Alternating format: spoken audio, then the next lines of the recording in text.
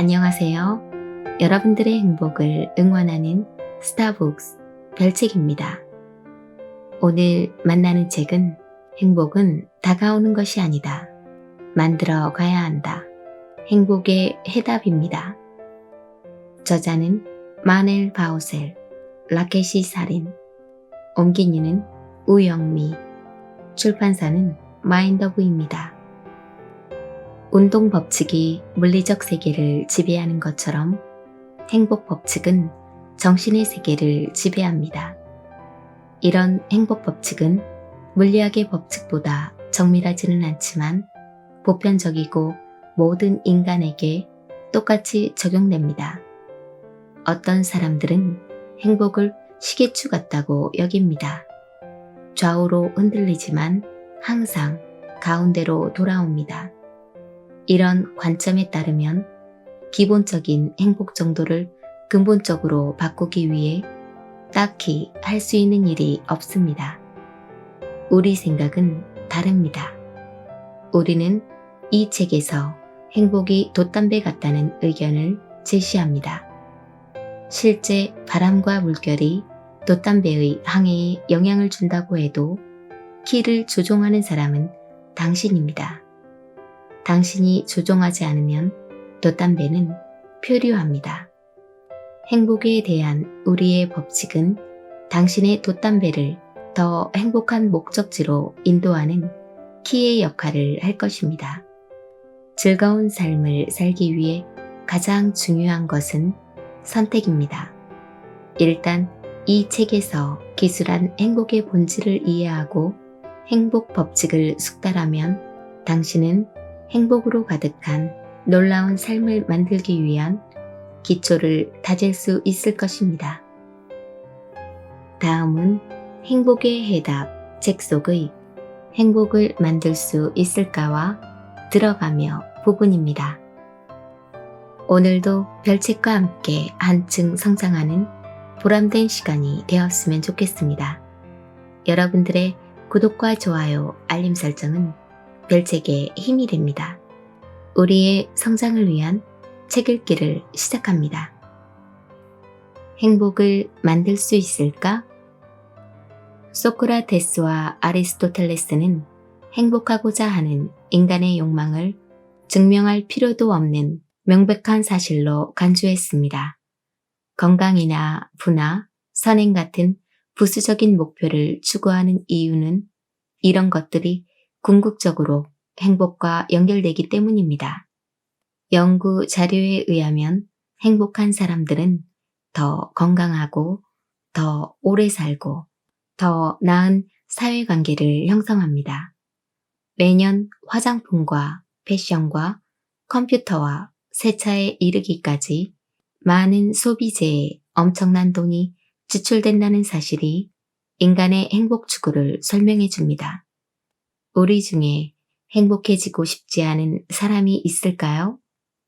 최근에 행복에 대한 책이 많이 출간되었지만 이 책은 공학자들이 행복에 대해 쓴 책이기에 다른 책과는 다릅니다. 공학자는 퍼즐 풀기를 좋아합니다. 공학자들은 놀면서도 퍼즐을 풀고 스카이 스크래퍼, 브리지, 자동차, 텔레비전, 비행기, 컴퓨터, 핸드폰 같은 것들을 세상에 내놓습니다. 공학자들은 사람들의 고통을 줄이고 안락과 복지와 행복을 증대시키기 위해 유용하고 훌륭한 물건들을 개발합니다. 그래서 우리 두 사람은 행복의 본질에 대해 생각하게 되었고 다음과 같은 질문을 하게 되었습니다. 행복을 만들 수 있을까? 간단히 말하자면 공학자들은 컴퓨터 칩에서 철강에 이르기까지 현실 세계를 이해하고 수치화해서 처리하려고 노력합니다. 공학자들은 물리적 대상을 관찰하여 이 대상의 기본 속성을 발견하고 이 대상의 행위를 예측할 공식을 만듭니다. 이와 똑같은 방식을 이용하면 행복처럼 정의하기 어려운 것에도 적용이 될까요?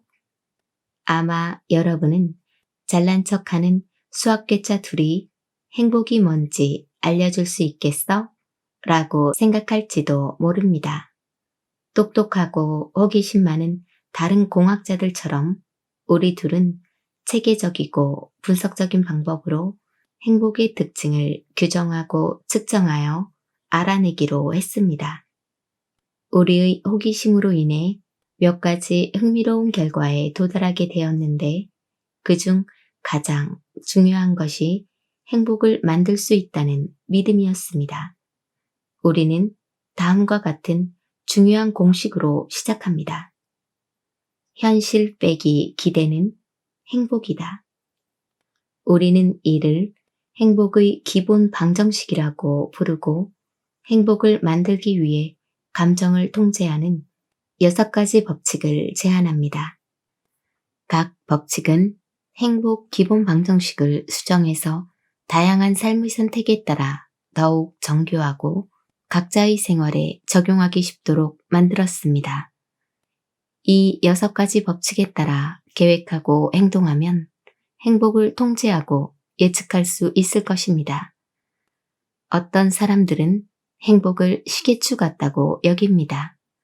좌우로 흔들리지만 항상 가운데로 돌아옵니다. 이런 관점에 따르면 기본적인 행복의 정도를 근본적으로 바꾸기 위해 딱히 할 수 있는 일이 없습니다. 우리 생각은 다릅니다. 우리는 이 책에서 행복이 돛담배 같다는 의견을 제시합니다. 실제 바람과 물결이 돛담배의 항해에 영향을 준다고 해도 키를 조정하는 사람은 당신입니다. 당신이 조종하지 않으면 돛담배는 표류합니다. 행복에 대한 우리의 법칙은 당신의 돛담배를 더 행복한 목적지로 인도하는 키의 역할을 할 것입니다. 즐거운 삶을 살기 위해 가장 중요한 것은 선택입니다.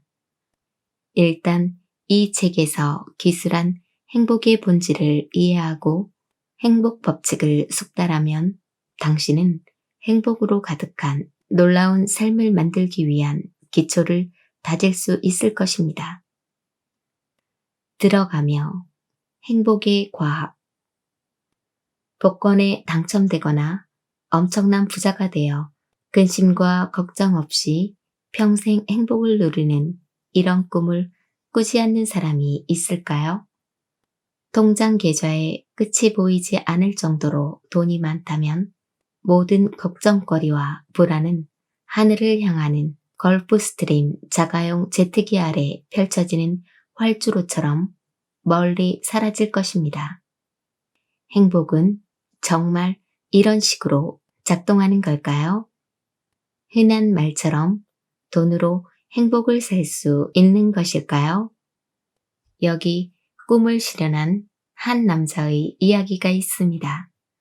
그의 대답은 살 수 없다였습니다. 앤드루 잭슨 휘테커 주니어는 웨스트 버지니아주의 점핑 브랜치에서 가난하게 성장했습니다. 잭슨은 14살부터 하루 종일 일했지만 자동차나 텔레비전을 마련하는 것조차 세월이 한참 흐른 후에야 가능했습니다. 어쨌든 열심히 일한 결과 배관회사를 시작해서 성공하기에 이르렀습니다. 거의 10만 명한테 수돗물을 공급했지라고 그는 회상했고 사업이 성공한 것에 대해 자부심을 가졌습니다. 잭슨의 성공은 한 미국인의 성공 사례로 알려졌고 그도 자신이 행복하다고 여겼습니다. 2002년 잭슨에게 엄청난 행운이 찾아왔습니다. 적어도 사람들의 생각은 그랬습니다.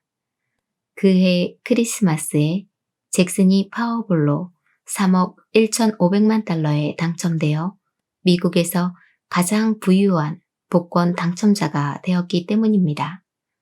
잭슨은 새로 생긴 이 재산을 교회와 가난한 사람들에게 나누어 줄 거라고 약속했습니다.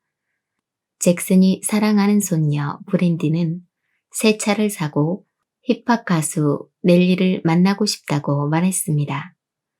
이런 장면들이 전국 텔레비전으로 방송되었고 크리스마스의 동화 같은 삶이 시작되는 것 같았습니다. 잭슨과 그의 아내 주엘은 당첨금을 연간 지불 방식이 아니라 일시불로 받기로 했고 그 금액은 1억 7천만 달러 정도였습니다. 결국 세금을 제한 후 1억 1,200만 달러에 가까운 현금을 수령했습니다. 부부는 웨스트 버지니아에 소재한 여러 교회에 이 돈의 10%를 기부했습니다. 잭슨은 복권을 판 사람에게 집을 사주었고 전달에 어쩔 수 없이 해고한 직원 25명을 다시 고용했습니다. 2년 후 잭슨이 다시 뉴스에 등장했습니다. 이번엔 그의 인생에 대한 우울한 소식이었습니다. 그는 음주운전 혐의로 2번이나 체포되었고 재활시설에 입소하라는 판결을 받았으며 도박과 매춘 혐의까지 받았습니다.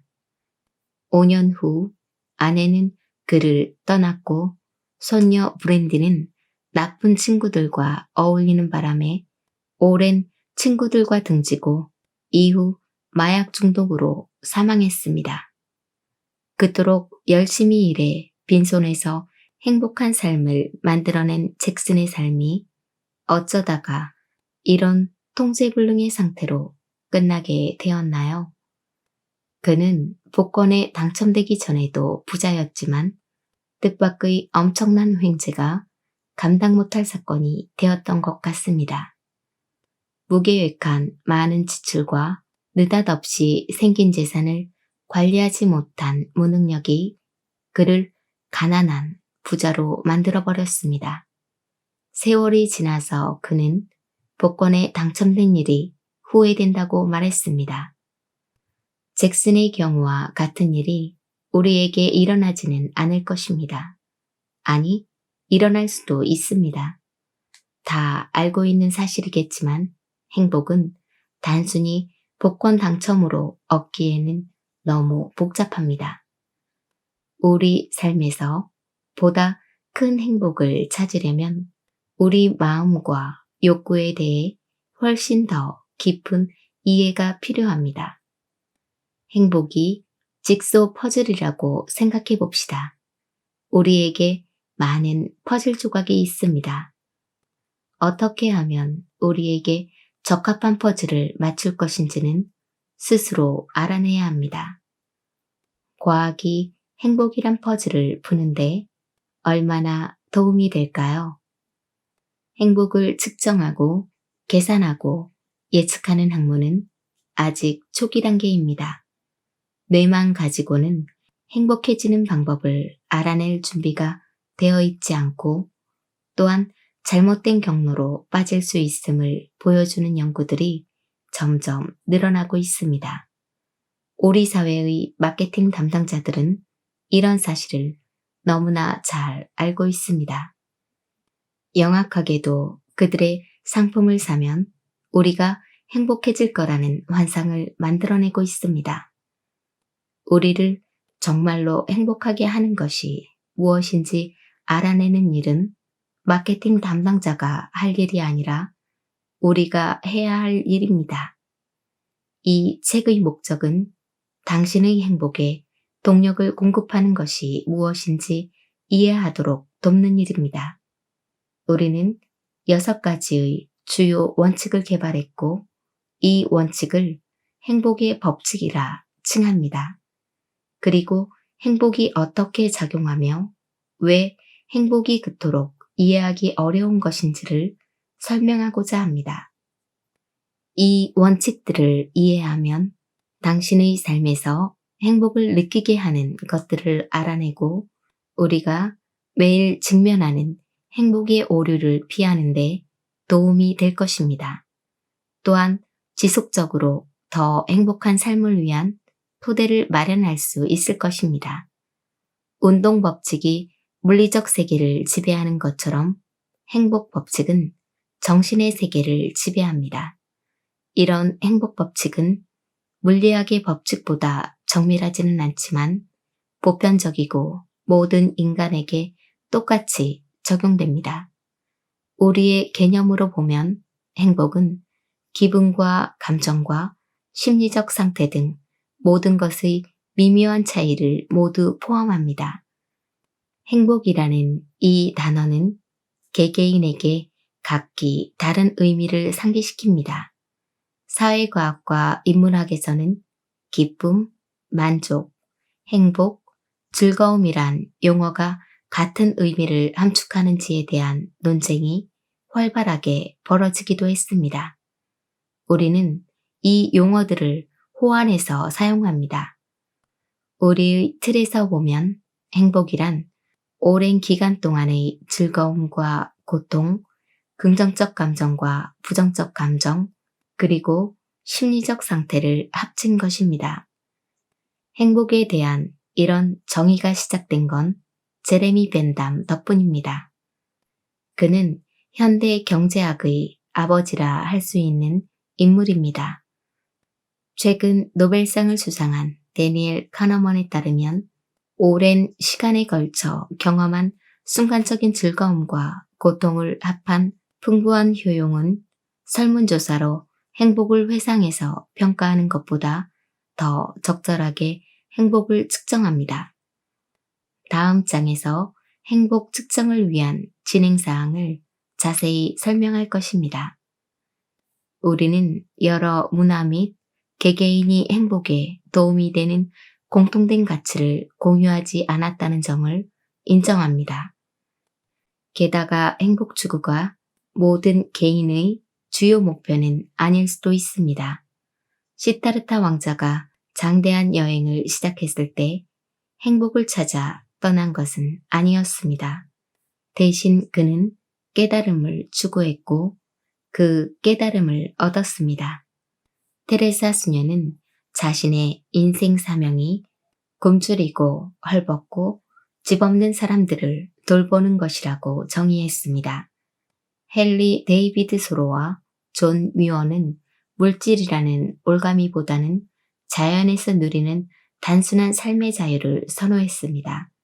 각기 다른 문화권의 사람들은 서구 문화와는 공유되지 않는 생활 방식과 목표에 가치를 둡니다. 우리는 행복의 법칙이 보편적이라고 믿지만 행복에 대한 목표와 기준은 역사, 정치, 경제적 맥락에 따라 다를 수 있습니다. 우리 개개인을 차별화하는 많은 요소에도 불구하고 개인들 간에는 크게 비슷한 점이 있습니다. 행복의 법칙은 이런 유사한 점에서 생겨납니다. 이런 유사성이 여러 문화와 시대에 걸쳐 있음을 증명하기 위해 이 책은 과학 실험에서 얻은 연구 결과와 고대 문학에서 얻은 사례들과 우리의 행복 법칙을 지지하는 세계 종교의 소중한 지혜에서 얻은 사례들을 보충 자료로 사용했습니다. 이 책의 저자인 우리 두 사람을 보십시오. 우리는 인도와 스페인이라는 각기 다른 나라에서 태어나고 자랐습니다. 우리는 힌두교와 가톨릭이라는 다른 종교에서 성장했습니다. 문화 및 배경이 크게 다르기 때문에 우리는 많은 것들을 다르게 인식합니다. 그러나 우리 두 사람은 감정을 지배하는 보편적 원칙이 있다고 믿습니다. 행복의 법칙은 우리 두 사람에게 똑같이 적용됩니다. 행복은 운명의 변덕이나 복권 당첨으로 얻은 부의 결과가 아니라 우리의 마음이 어떤 결과를 내려서 얻는 결과입니다. 행복 법칙을 계획하고 실천함으로써 행복은 이 소비지향적인 사회에서 달성 불가능한 목표가 아니라 통제 가능한 기회가 됩니다. 행복한 삶을 달성하는 본질은 바로 선택에 달렸다는 것이 이 책의 핵심 전제입니다. 여러분은 6가지 행복 법칙을 따르고 자신을 위해 더 행복한 삶을 설계해서 현명한 삶을 선택할 수 있지만 그러기 위해서는 기술과 결단력이 필요합니다. 행복은 행운이나 운명 아니면 신에 의해 통제되며 인간이 통제할 수 없는 것이라고 선조들은 믿었습니다. 역사학자 데린 맥마흔은 다음과 같이 썼습니다. 18세기가 되어서야 인간은 스스로 행복에 대해 책임을 전담하게 되었고 신이나 행운에 대한 생각에서 벗어났다. 즉, 오랫동안 우리가 통제하지 못하는 힘에 속박돼 있던 행복이 자유로워진 것이다. 경제학과 심리학의 아버지로 불리는 벤담은 행복 계산법을 제시한 최초의 서양 학자일 것입니다.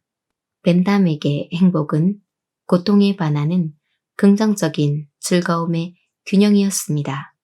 벤담은 창조주는 인류를 고통과 기쁨이라는 독립된 두 군주의 지배하에 두었다. 이 두 군주들만이 인간이 해야 할 일을 알려주고 인간이 할 수 있는 일을 결정한다. 라고 기술했습니다. 나아가 벤담은 행복의 총 합계를 계산하는 방법을 내놓았는데 바로 강도, 지속시간, 그리고 즐거움과 고통의 속성에 값을 매기는 것이었습니다. 그런 후 각각의 합을 더해서 효용의 순평균을 계산하는 것입니다. 벤담의 수학적 정확성이 우수하다고 해도 즐거움과 고통이라는 주관적인 상태를 측정하는 방법이 그의 시대에는 없었습니다. 벤담 이후로 여러 문인들이 삶에서 행복의 역할이 얼마나 중요한지에 대한 견해를 표현했습니다.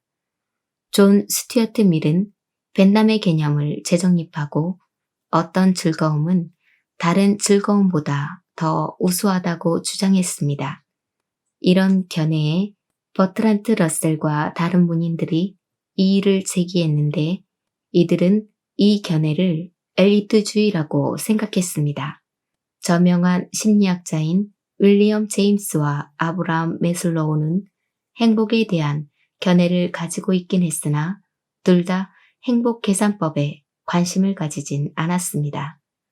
행복 연구에 대한 방법의 전환이 이루어진 때는 1970년대입니다. 당시 경제학자들과 심리학자들이 행복 측정에 관심을 가졌습니다. 1970년대 초반 경제학자 리차드 이스털리는 대량의 데이터를 수집해서 경제 성장이 인간의 행복을 향상시키는지에 대해 질문을 던졌습니다.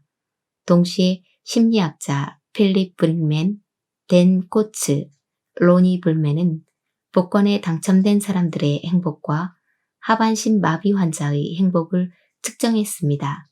이들은 복권 당첨자가 유별나게 더 행복하지 않았고 대다수 사람들이 예상하는 것처럼 하반신 마비 환자들이 유난히 불행한 것은 아니다라는 결론을 내렸습니다. 데이빗 라이켄은 쌍둥이에 대한 가장 방대한 비교 연구를 근거로 건강과 행복은 최소 50%는 유전된다라는 결론을 내렸습니다.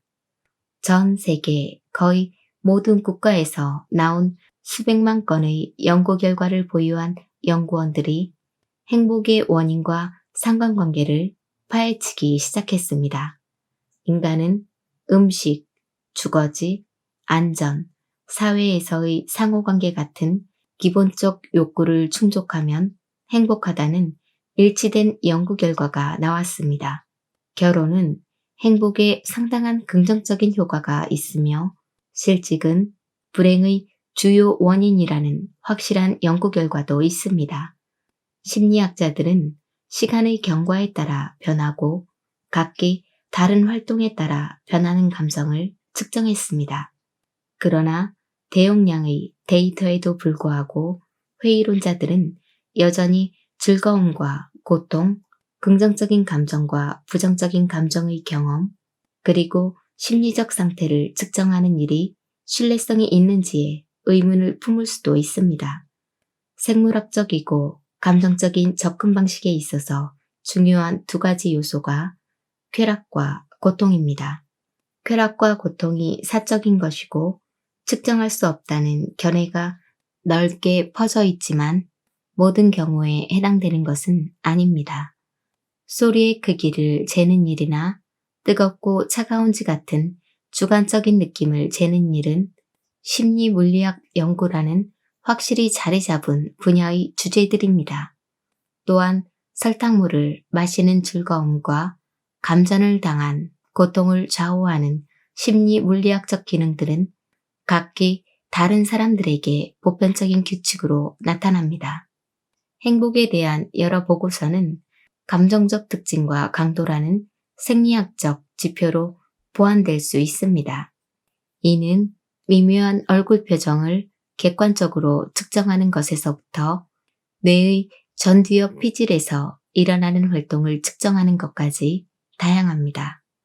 가까운 미래 어느 시점에는 생화학적이고 신경학적인 측정법을 사용하는 소형 장치가 개발되어 일정 시간의 행복의 특징을 보여주는 게 가능할 수도 있습니다. 행복 연구에 대한 우리의 접근법은 의사결정 분석 및 경영과학 분야의 문헌에 근간을 두고 있습니다. 이 문헌은 있을 법한 행동과 그 행동으로 인한 결과관의 연관성을 완벽하게 이해하는 체계적인 의사결정 문제를 해결하고자 했습니다. 우리 두 사람은 행복을 체계적인 의사결정 문제로 정한다는 목표를 가지고 지난 10여 년간 행복에 대한 연구를 해왔습니다. 우리가 한 연구의 내용은 이 분야의 과학 잡지에 수록되었습니다. 이 책에서 처음으로 호기심 많은 독자를 위해 우리의 체계와 핵심 결과에 대한 포괄적이고 이해하기 쉬운 논고를 제시합니다. 아메리카 원주민 전설에 이런 이야기가 나옵니다. 노쇠한 인디언이 손자에게 인생에 대해 알려주고 있었습니다. 내 안에서 싸움이 벌어지고 있단다. 두 마리 늑대가 끔찍한 싸움을 하고 있지. 한 늑대는 약한 놈인데 분노, 질투, 탐욕, 죄, 거짓 자부심을 가진 놈이지. 다른 늑대는 선한 놈으로 기쁨, 평화, 사랑, 희망, 친절을 가진 놈이란다. 노인이 손자에게 말했습니다. 손자는 잠시 생각에 잠기더니 물었습니다. 어느 늑대가 이겨요? 노인이 짧게 대답했습니다. 네가 먹이를 주는 놈이 이기지. 여기까지가 오늘의 책 내용이었습니다. 오늘도 힘내시고 좋은 날 만드시길 바랍니다. 내일은 더 나은 당신의 세상이 될 것입니다.